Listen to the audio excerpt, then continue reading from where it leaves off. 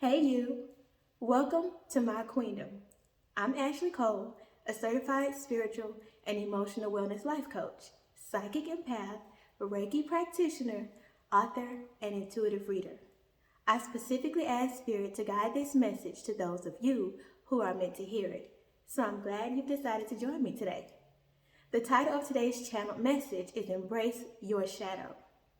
Your shadow is born the minute you begin hiding parts of yourself that others despise.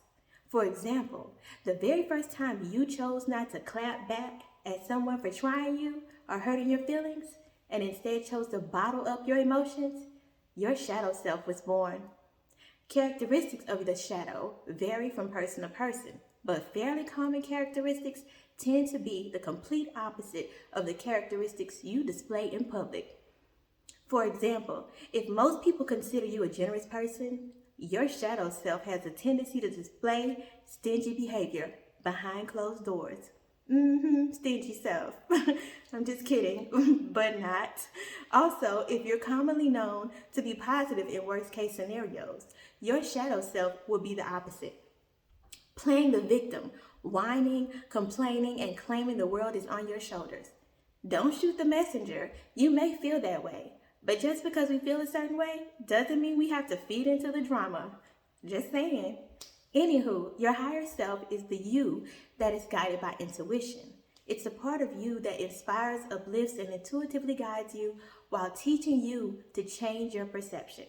For example, if you're needing to make a life-altering decision, such as choosing between a new lover and a past lover, your higher self will be the best in guiding you in the right direction because your higher self will not guide you with lust, fear, anxiety, sadness, grief, anger, or any other low vibrational energies. Using your shadow to make these types of decisions will have you sitting in your room with the curtains drawn, crying into your pillow. Don't do that. On the opposing side of your higher self would simply say, who brings you peace and who stresses you the hell out? And voila, you have a clear answer. Next, your higher self also guides with a quiet strength that brings stillness, peace, and all-knowing. It's the part of you that allows peace to enter your energy when conflict surrounds you, because regardless of what's going on around you, you're highly aware of how protected you are. If you have trouble finding this kind of inner peace, it's a clear indication you are disconnected from your intuition as well as source, and you need to meditate or pray for more clarity. Now that you understand the difference between your shadow and higher self, you must also understand why it's important to embrace both. Contrary to popular belief, your shadow self is a very significant part of who you are. So only accepting the parts of you that are acceptable to society, friends, and family, it's almost like saying, I'm okay not being fully loved as long as people partially love who they think I am. The devil is a lie. I don't know about you, but if someone can't love me fully for everything that I am, to include my higher self, shadow self, the good, the bad, and the ugly, they do not deserve to be anywhere near me. Period. That's not up for discussion. And this isn't just because I love myself, although my self-love is at a 1,000, so excuse me. However, it's mostly because I understand the importance of being careful who I choose to exchange energy with and how their energy can negatively affect mine. When you choose not to love certain parts of yourself, you project that energy into the universe. And people who prey on individuals with low self-esteem have no trouble finding them. That needle in the haystack can quickly turn into a moth to a flame. Imagine your body is sending a siren that translates to another person. I don't love me, but I need you to love me in order for me to love me. Ding, ding, ding, time to run. Get it together before you jump into a relationship if you still do not love yourself. A narcissist would smell you a mile away because you not loving yourself would only further inflate their ego, which would further distract them from their deep-rooted insecurities. Realize that you not loving parts of yourself is what makes you, the parts of you that makes you unique, subconsciously manifest toxic individuals into your life. One thing I love to say that rings true is it's better to show your flaws to the right people than to hide them from the wrong people. Which basically means when people truly love you, they will love you for who you are, flaws and all. People who do not have your best interests are perfectly okay with you shrinking yourself to make them feel better.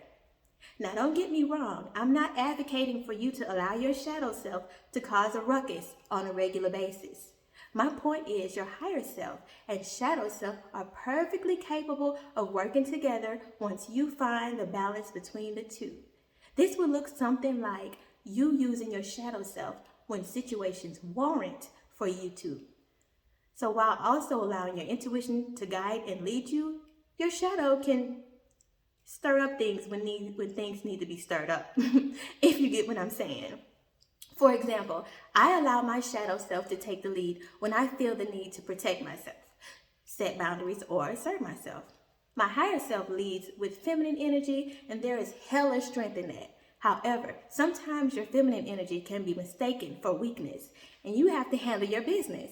Your shadow self can come forth and cut straight to the chase, so there's no confusion. My shadow self is a more fiery, passionate energy and has no problem setting firm boundaries, while also allowing my higher self, my more compassionate side, to then lead with empathy and understanding. Hence, balance. You don't have to tuck away the parts of yourself you were taught to be ashamed of. Both your higher and shadow self play necessary roles and are meant to be displayed in certain situations. I'll give another example. Beyonce. And wait a minute, Beehive, do not come for me. That's my girl too. But anywho, Beyonce calls her shadow self Sasha Fierce. When her shadow self is present, she's no longer shy. She's whipping her hair across the stage, swinging from the ceiling during concerts, showing off her vocals, and handling her business. That's the side of her that comes forth in order to display all the work she's been putting in. Everyone knows Sasha does not come to play. However, when she's Beyonce, she is more empathetic, quiet, reserved, private, and compassionate. Not to say her shadow self isn't, but those qualities are not fully present when Sasha is on stage. The point I'm trying to make is your shadow self can handle your business for you and then step back and allow your intuition to lead the way. She doesn't need Sasha to go to the mall. And we've never seen Sasha in Target.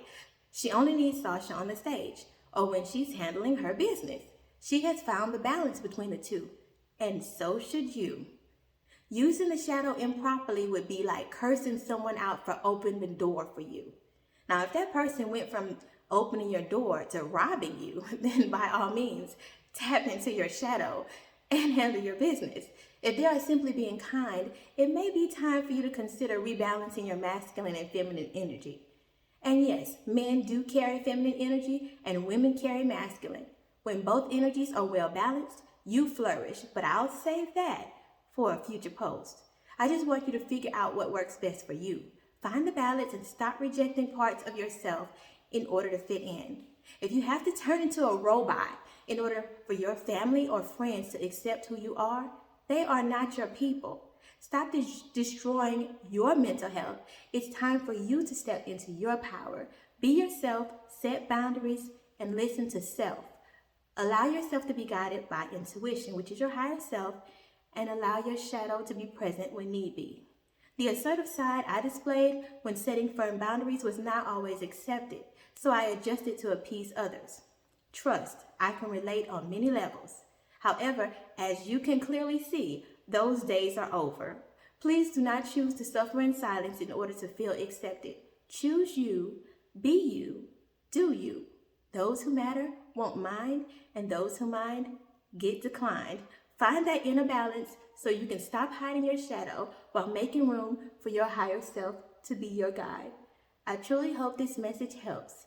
For those interested in hearing more, feel free to follow or subscribe to my podcast, blog, or YouTube channel by clicking the link in my description or bio. Also, I'll be launching my Queen Evolve Spiritual Mentorship Program April 11th. I'll be selecting the first 5 candidates tomorrow. Please complete the survey by clicking the link in my description or bio if you'd like to participate. Also, if you're interested in a private reading, my Etsy store is open and I'll be posting collective readings on my YouTube channel. So head over and see if any of my previous readings resonate. Don't forget to like and subscribe. I look forward to working with you. Until next time, I send you peace, blessings, love, and light. Bye.